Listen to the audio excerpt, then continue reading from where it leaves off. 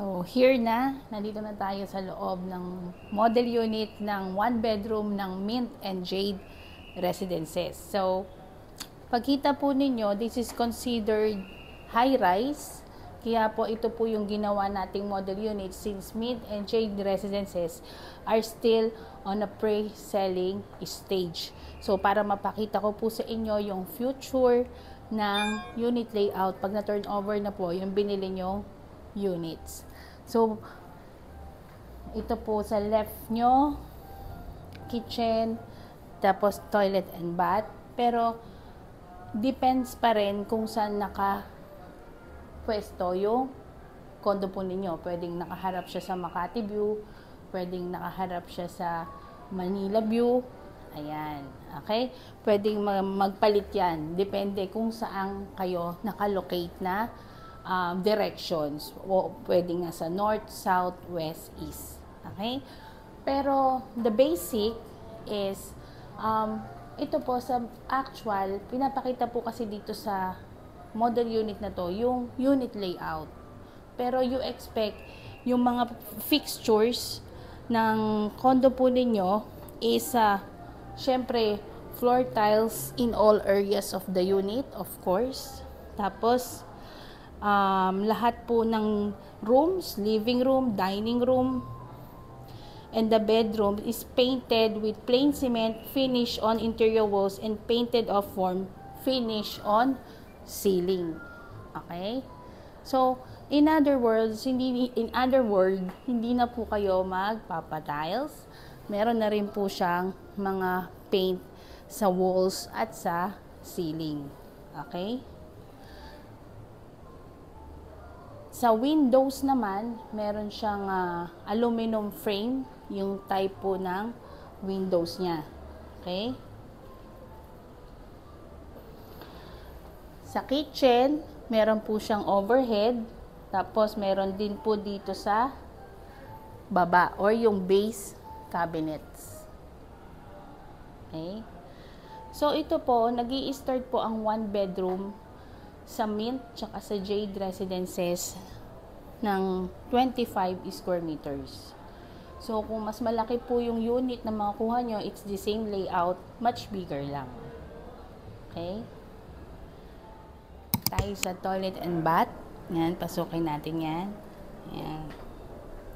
So, ito pong mga fixtures, ibig sabihin, ito po yung mga nakakabit, kumbaga nakadrill siya. Lahat yan is kasama. Okay? Soap holder, tissue holder, bidet. Ito po yung ating sink. Tapos ito pong water, rain shower, hand shower. Then may provision po siya dito ng water heater. Okay? Yan. Okay, ganito po yung space niya sa actual. Okay, komportable naman ako mag-shower dito. Hindi naman siya masikip. Yan. 1, 2, 3. Okay? Kasi mag-okay din naman yung dito niya sa toilet at sink. Okay. Balik tayo sa kitchen. Yan. Meron po ditong range hood, kasama na yan. Tapos ito pong stove top. Okay? Yan. So, dito po tayo sa living. Yan. Yan, malapa din siya. Isipin nyo po, wala to. Kasi this is dress up eh. Pagka turnover, wala po tong sofa. Unless, magpapa-furnishing package po kayo from SMDC Good Stays, Our Home, and SM Home. Meron na po tong interior. Okay? Pero kung hindi, plain lang siya. Wala lang furniture and appliances. Okay? Mataas din yung ceiling niya. Yan. You expect din, pag nag-turnover ng unit, wala na rin kayong problema sa electricity. Sa connection ng cable, kung papakabit kayo ng cable, internet, yan, may mga provision na siya.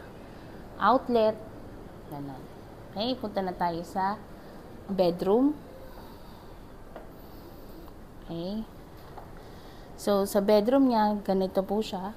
Ayan. So, it depends pa rin kung anong klaseng one bedroom ang kukunin nyo. So, may mga one bedroom na nagre-range kasi ito ng one bedroom from 25 square meter to 30 square meter. Okay? So, pinapakita lang po dito yung layout. Pag may balcony po yung nakuha nyo, yung balcony po ninyo, nandito po after the bedroom. Yan. Okay? Sige po.